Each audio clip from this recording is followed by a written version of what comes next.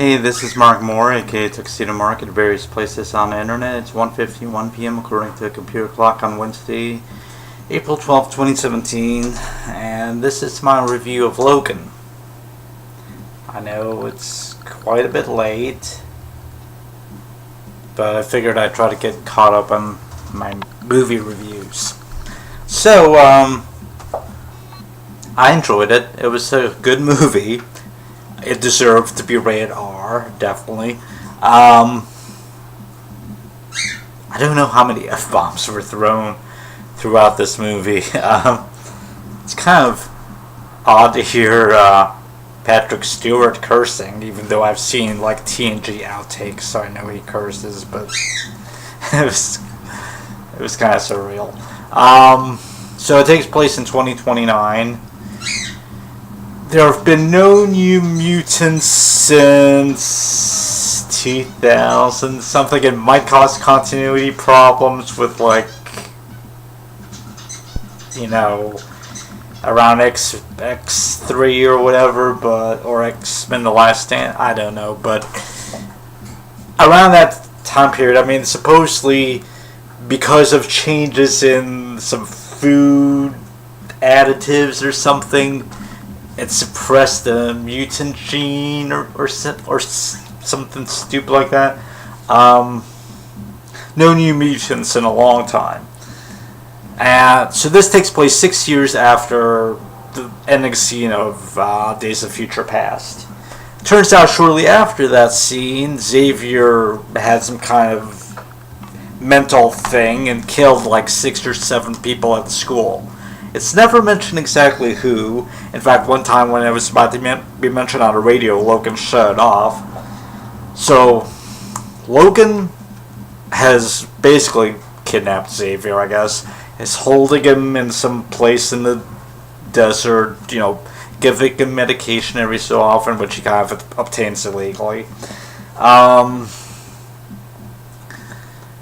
He's upset at Xavier and stuff, and but he has a job as a chauffeur.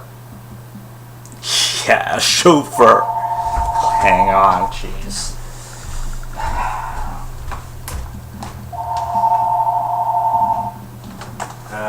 Jump call.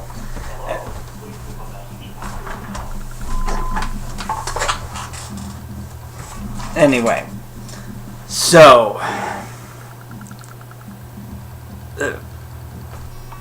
they have Logan finds out he has a daughter, and she wants to go up north somewhere to like Canada or somewhere, to some kind of place that her mom said that was a safe place for mutants, but it turns out that she got out of an X-Men comic book. And yeah, X-Men comic books exist in the X-Men film universe. That is kind of silly. None of the actual X-Men comic books. These were all specially made for the film. But, yeah. So, spoiler if you care, Xavier dies and then Logan dies at the end. And I kept waiting for the grave to open up or the ground to start moving or something.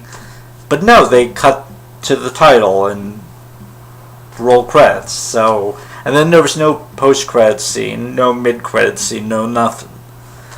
So, sad ending kind of. Oh, yeah, Logan's dying because of the adamantium. It's slowly been decreasing his healing ability, and his wounds won't heal and stuff like that. So he's dying, but he's looking forward to it.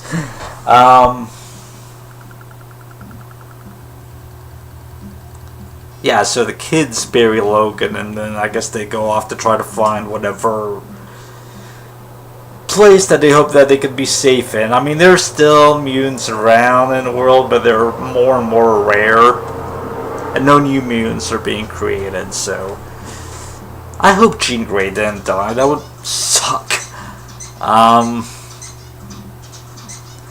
There was one moment where Logan mentions to Xavier, Statue of Liberty was a long time ago, because Xavier mentions the Statue of Liberty. I guess since Logan technically remembers the original timeline, and since Xavier had to help him figure out the new timeline, he probably read Logan's mind and learn about the original timeline, and but whatever.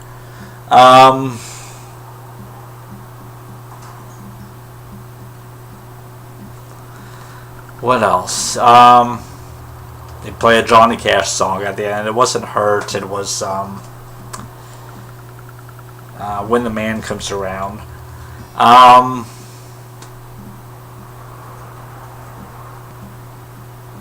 One guy at the end of the credits, he said, "Well, that was disappointing." I don't know if he was referring to a lack of a scene at the end of the credits, or just the fact that Logan's dead. But yeah.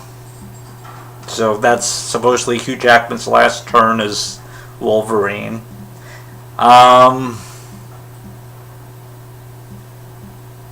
It's not post-apocalyptic. I mean, 2029, everything's still going on.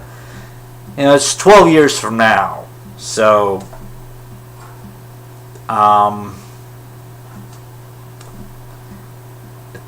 doesn't really look futuristic. I mean, Logan's got some kind of holographic thing on the dashboard in his limo, I guess, but it's mostly just regular old, whatever. So technically, whoever dies at Xavier's school doesn't die for another 6 years, I guess. I figured the way that it affects Logan, Jean was probably among them, but not necessarily. I can hold out hope. They'll probably never address this, but won't this be really weird when watching the X-Men prequels from now on? Like the new ones, when you know Xavier's gonna be responsible for some of their deaths in the future.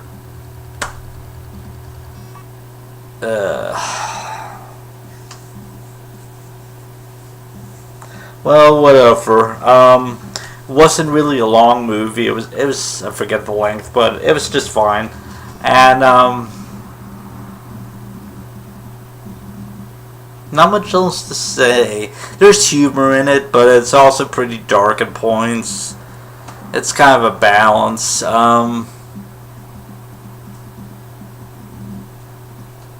So yeah, good movie. It's 1:59 p.m. and that's it. Thanks for watching.